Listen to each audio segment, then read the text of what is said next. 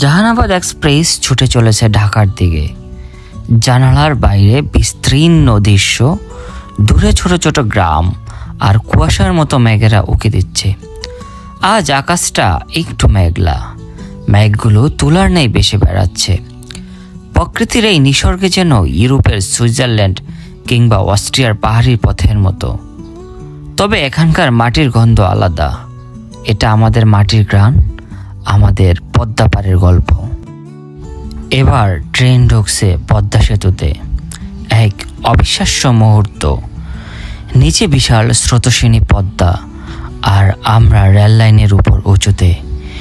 এই সেতুর নিচ দিয়ে চলে ট্রেন, আর উপরের স্তরে চলে বাস, মাইক্রোবাস এবং সমস্ত ধরনের যানবাহন।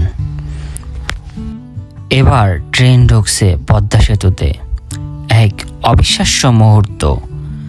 নিচে বিশাল স্রোতস্বিনী পদ্মা, আর আমরা রেল লাইনের উপর উঁচুতে। এই সেতুর নিচ দিয়ে চলে ট্রেন, আর উপরের স্তরে চলে বাস, মাইক্রোবাস এবং সমস্ত ধরনের যানবাহন। এই দৃশ্য অনেকটা জার্মানির রাইন নদী পেরিয়ে চলা হাইওয়ে কিংবা ফ্রান্সের ব্রিজ রাস্তাগুলোর মতো। কিন্তু আমাদের পদ্মা সেতু, আমাদের এই দৃশ্যগুলো আরও হৃদয়স্পর্শী।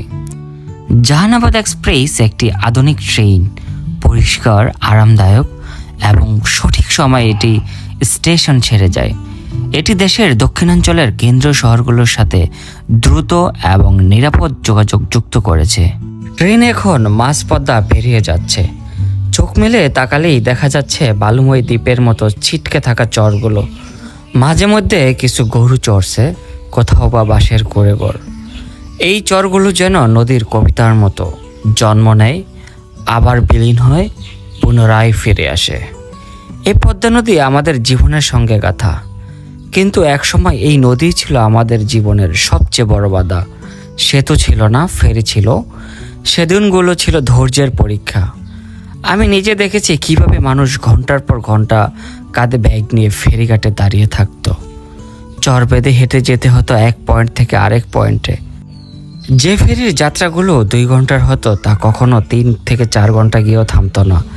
ট্রাকের সারি, অ্যাম্বুলেন্সের কষ্ট, স্কুলে যেতে না পারার শিশু, সবই ছিল এক কঠিন বাস্তবতা। আজ সেই বাস্তবতাকে পিছনে ফেলে ট্রেন ছুটছে সেতুর উপর দিয়ে। শরীয়তপুরের প্রান্ত পেরিয়ে আমাদের ট্রেন এখন ধীরে ধীরে ঢুকছে মুন্সিগঞ্জের মাওয়া প্রান্তে। এটা শুধু আরেক পাশে আসা নয়, এটা যেন এক নতুন শহরের আলিঙ্গন। দূরে তাকালে দেখা যায় বিস্তীর্ণ বসতি, নদীর কিনারে ছোট ছোট জেলে নৌকা, আর একধারে ছুটে চলা মহাসড়ক, যেখানে মানুষ, বাস, গাড়ি ছুটে চলে আপন গতিতে। এই মুহূর্তটা যেন এক স্বস্তির নিঃশ্বাস। নদীর বুক পেরিয়ে আমরা এখন স্থলভাগে। মাওয়া একসময় ছিল ফেরিঘাটের জন্য বিখ্যাত। আজ সেটা পরিচিত আধুনিক যোগাযোগের প্রতীক হিসাবে।